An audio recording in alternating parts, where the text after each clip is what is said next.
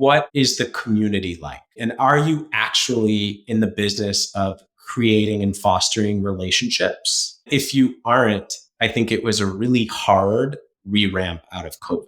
And if you are, I think people were more likely to come back sooner, which is why we continue to invest in staying connected to our consumers, because that relationship remained our mission and our vision throughout even the worst times.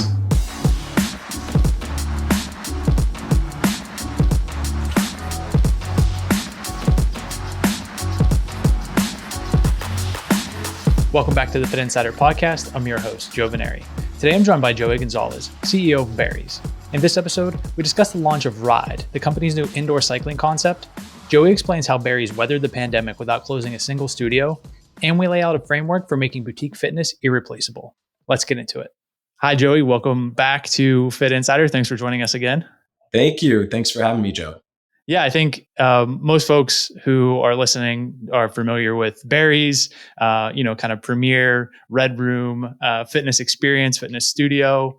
And maybe if they had already listened to our previous conversation, or if they didn't, we talked a lot about lockdowns, COVID, how that was impacting the industry, launching a digital product, all those things that I think a lot of fitness brands and fitness operators were dealing with at that time. But maybe just to jump ahead now to kind of present day, can you give us the update, what the kind of status is at Barry's and maybe what's top of mind for you? Yeah. So, it's certainly been a roller coaster of a few years. We are seeing, in terms of industry trends, I believe there's a 60 to 65% average recovery rate right now in the market. Very grateful to say Barry's is hovering between 90 to 95% recovered. So, life is finally looking hopeful, because we were in the 60s around March, and very quickly, over probably about 60 days, we grew 30%. And so, it's nice to see. We all worked really hard at making that happen and acquiring and converting new customers, reconnecting with some of our older customers. And it's just really been a labor of love, passion. The Fitt fam has just been hard at work in making sure that we are delivering quality content and experience across now every modality at Barry's, because there are a lot. Yeah, I think it's exciting to see, the pendulum swing back to in real life exercise, or even the fact that people have a choice, right? If they did find something to like in the digital or at home, that they're continuing to do that and hopefully moving more or as often as they were previously. And if they, can't get enough of that community social experience, that they're back in the studios.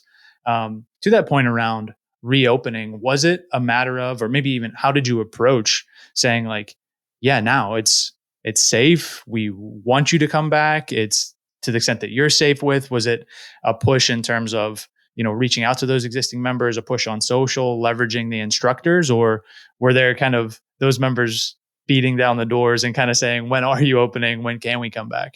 I think it depends on, the city and even trade area, right? We've seen a lot of different types of customer behaviors. And, there are some markets where we have literally just been trying to keep the towels clean and water stacked, because the demand has been so high. And then others where we've really been reaching out to lapsed clients, trying to demonstrate for them, how safe it is at Barry's, and, how we'd love to see them come back. So it's been really different behaviors across a lot of different types of markets. I think that's, across all industries, I guess, right? It's different levels of comfort and different restrictions and all of that still having its impact felt years on at this point. Are all studios open fully? Is there some level of restriction? Again, is that based on city regulations, or is it full go? Yeah. In the US, it has reopened with one exception. Well, actually two exceptions: our Hollywood studio and our Soma studio. Hollywood is actually opening imminently, so potentially by the time this airs, it will be open. And those are actually just as a result of how unkind COVID in the last 2 years have been to certain neighborhoods. we were really tracking attendance at local studios, trying to gauge whether or not it was time to reopen our doors based on those customer behaviors. And so Hollywood, we're finally seeing an uptick in traffic and pedestrian traffic and in visits across some of our competitors and just across the fitness space in general. And Soma, which is up in San Francisco, we're hoping to see the same and to launch before the end of the year. Yeah, fingers crossed. Hopefully get them back and fully open. Which is great, right? Because that will mean we didn't have one studio closure due to the pandemic, which I see as a massive success. Yeah, that's huge. Congrats on keeping everything together and pushing through that. It was a crazy time, and you hear now like this is one of the things that I wanted to touch on. It's almost like now you see at home connected equipment, so many of the brands struggling, unfortunately, and there's layoffs and folks thinking about, how do we chart this path forward now that consumers do have an option between at home and in person.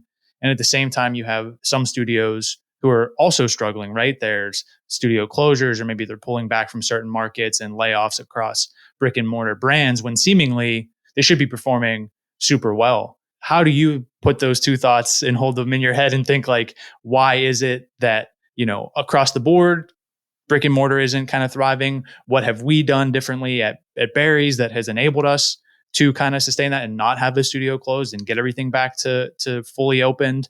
What are your thoughts on that kind of shift and how it continues to play out? So I think it's a couple different things. Number one, what is the community like, right? And are you actually in the business of creating and fostering relationships? And if you aren't, I think it was a really hard re-ramp out of COVID. And if you are, I think people were more likely to come back sooner, right? Which is why we continue to invest in staying connected to our consumers, because that relationship remained our mission and our vision throughout even the worst times.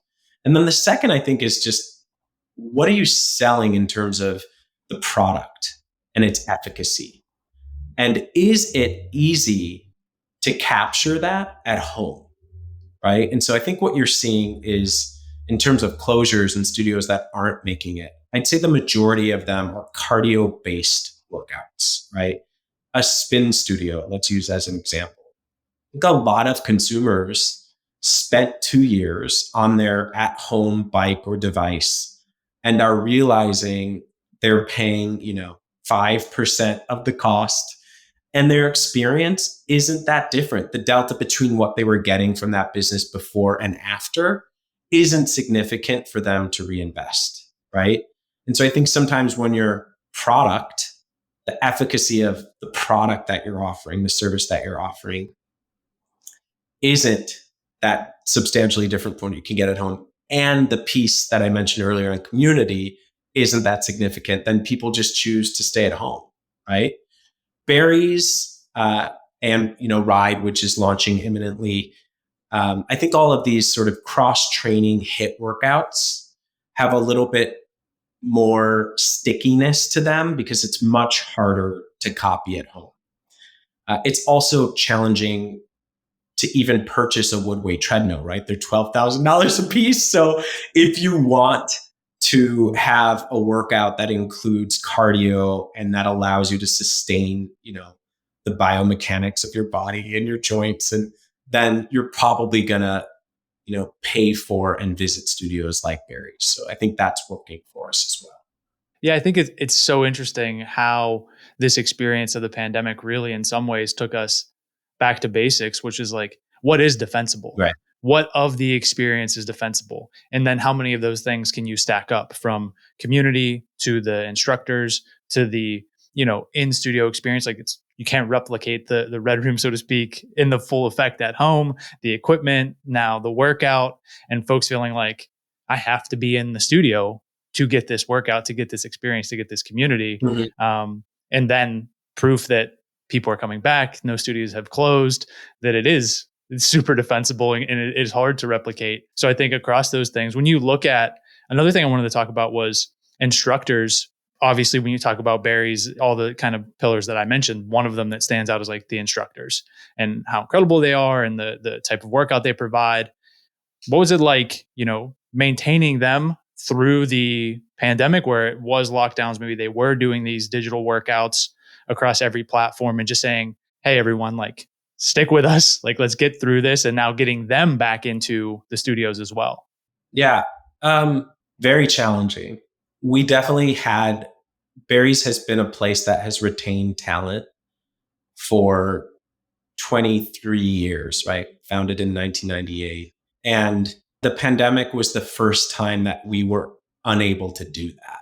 And we had, dozens of instructors who decided to leave to pursue their own ambitions and to try and, exploit what was a completely different landscape in terms of fitness and what people were looking for. And I don't fault those instructors for doing that at all, right? It's a job.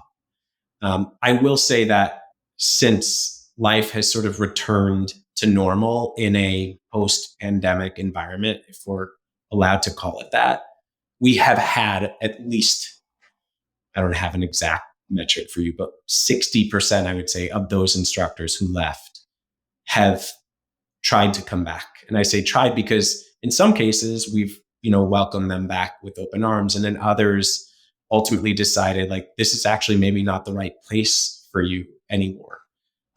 So there has just been this incredibly dynamic atmosphere, you can call it, of like, what works best for the organization, it doesn't work best for me. And now actually what works best for me is what works best for the organization.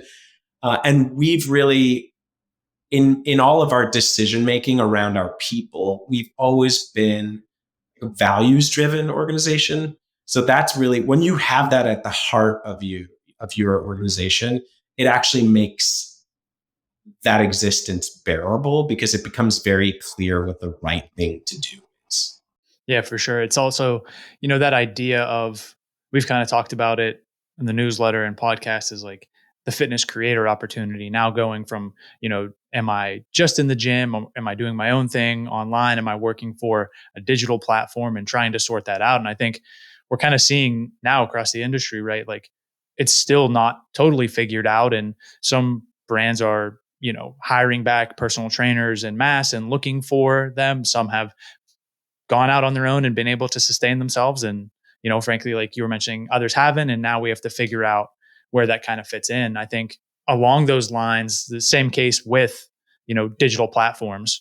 I remember, I think, talking to you last time, it was kind of like, hey, we are launching this digital platform. We want to make it best in class. We want to do it as a way to continue to engage our community and provide something for them. But maybe it will be a standalone thing that is a juggernaut, or maybe it will be a complement to what we do in the studio. Has that clarified at all in terms of how you're thinking about it? Has it taken off and been a big success on its own, or is it more of part of this like complementary experience? Yeah, definitely the latter. And I think that's mostly because we didn't give it the opportunity to be the former. We had paused on all our marketing spend until the beginning of 2022, just so that we could really perfect the product before we like really took it to market. And then when 22 came along, it was really hard for us to pull the trigger. And I think we essentially just deprioritized the continued expansion of that product based on the meaningful reduction in demand in the digital fitness market, right? Not only for Barry's X, but what some of the biggest players were experiencing. And you couldn't read an article without seeing another company, now digital instead of brick and mortar, going under or having challenges.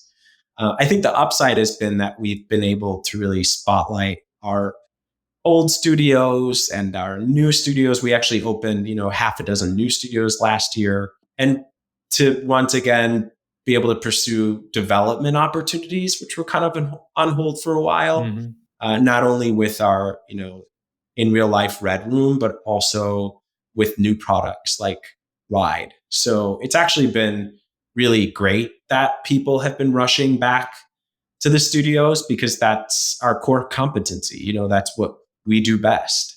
And it's great that we created X because people can now stay connected to Barry's and in some cases, the trainers that they know and love, whether or not they're in the studio, that their home studio, or they move or they travel. So allowing for that omnichannel experience, I think was just a level up in general for the brand. I do think, I did so much press during the pandemic, and every single journalist, it seemed like, showed up with the same series of questions, which was like, is boutique fitness over? And I just felt like I was on another planet, because to me, the answer was so obviously no. But it's because, I selfishly missed it so much. And I knew as soon as I was able, I would rush back to the studios. But sometimes we get caught up, right? And what is the reality today is going to be the reality a year from now. And that's why a lot of these digital companies are in trouble, right? Because they weren't able to see themselves like, wow, the demand that we have this year is absolutely 100% not going to be the demand we have next year, right? And so, yeah, it's been interesting to see it play out this way. It's something I think about too. It's this idea that for whatever reason, the at-home brands wanted to play this role of disruptor. We're coming in, we are taking over the industry. Gyms are dead. Like the people aren't going back. And that's so contrary to I came up, right, working in brick and mortar gyms and studios, personal trainer, group fitness, owned gyms. From our perspective, if I can say it that way, like it was always, well, you want to work out at home? Great. Like, I hope you have a setup at home. I hope you have a bike at home. I hope you do things outside of the hour that we're here, or half hour that we're here, like a couple times a week. And it was nobody from like the brick and mortar side was saying like, oh, at home's dead. It was more so like, no, the pendulum will swing back, and Mm-hmm. hopefully people will figure out something to, that works best for them, that ultimately gets them healthier. So I just think that the kind of reasoning, or the contradiction in that, like, we're trying to crush the gym or studios and people aren't going to go back, was interesting at the time, and it's kind of playing out now that, Yeah. whatever that hybrid experience is, like that, like you said, the demand is not what it was going to be at peak COVID. Yeah. You talked about that demand, the expansion, opening new studios last year, and now with the launch of Barry's Ride, so getting the cycling experience into the studios. Can you just talk about what people can look out for, and what that kind of modality and class entails? Yeah.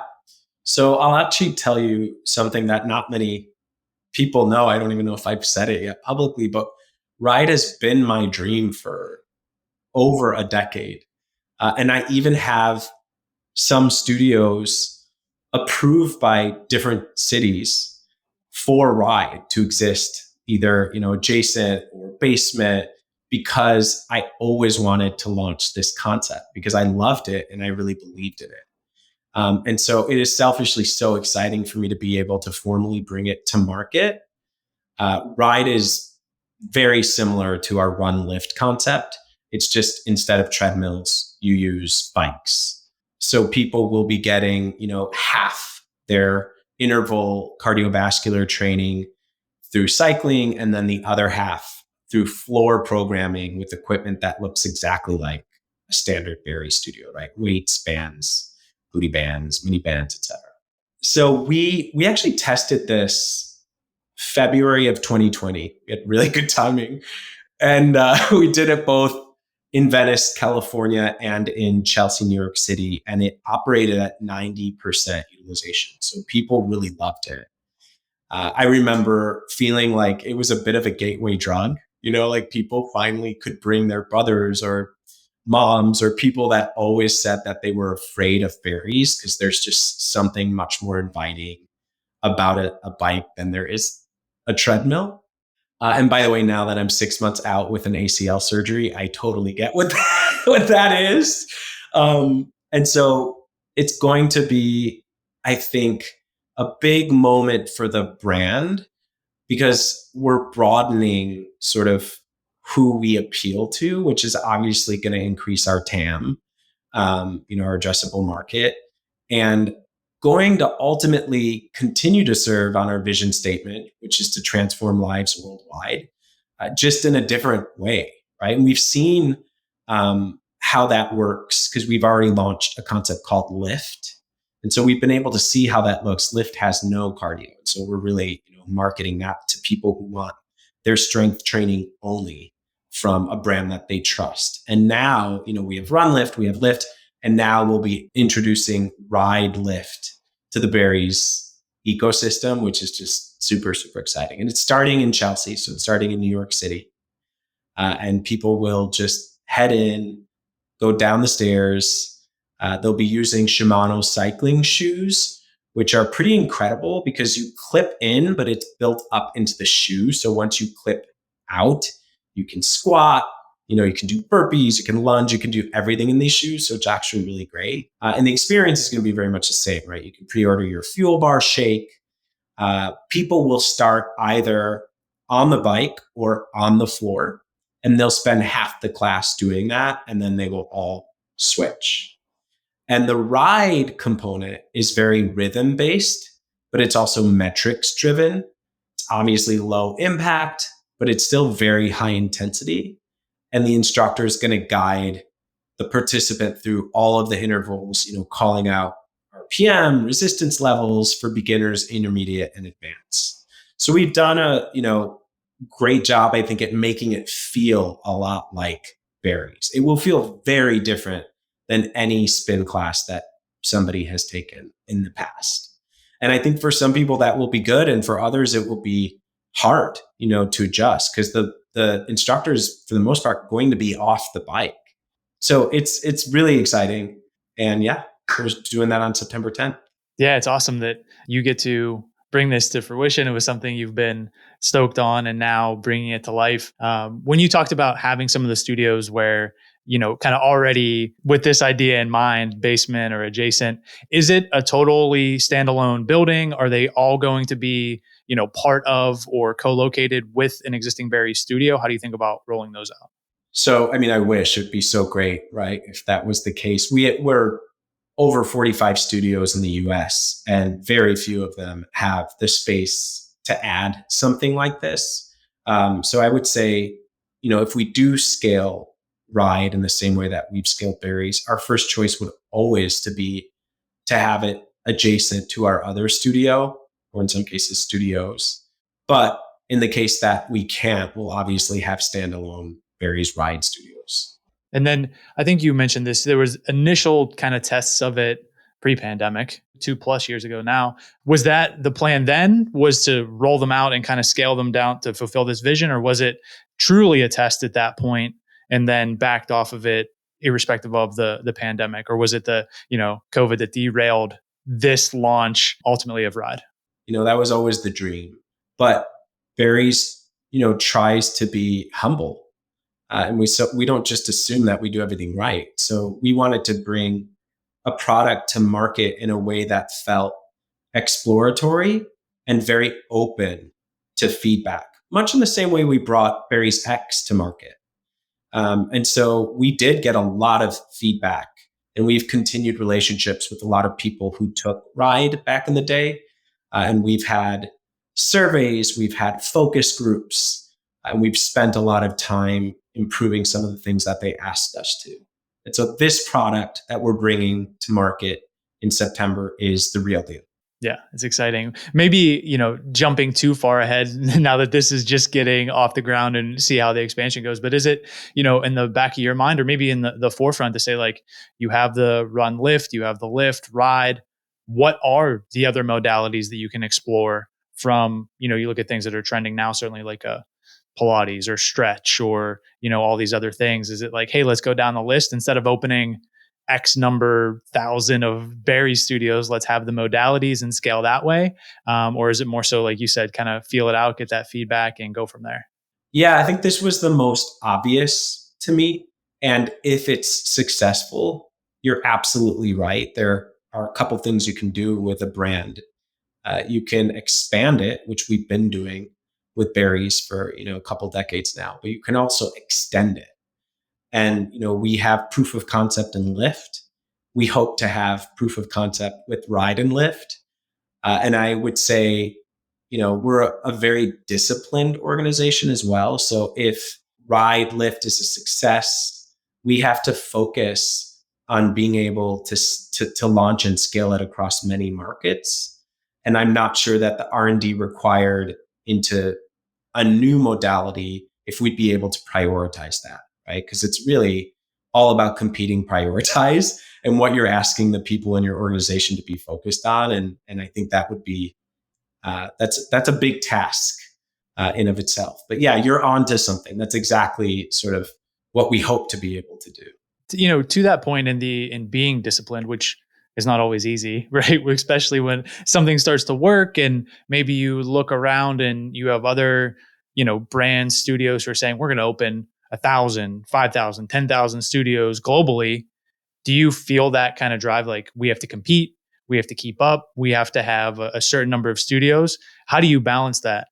I look at a lot of other fitness brands and have thought many times, like, you are growing way too fast. There's no way what you're offering is going to feel organic and that you're going to be able to, like, dot all your I's and cross all your T's. What we do is so complicated.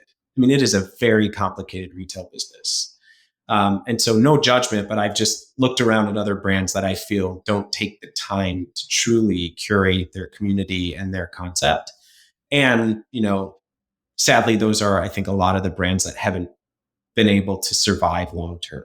So in no world did I ever look around at, plus, I also think you have to be aware of what you're offering and who you are.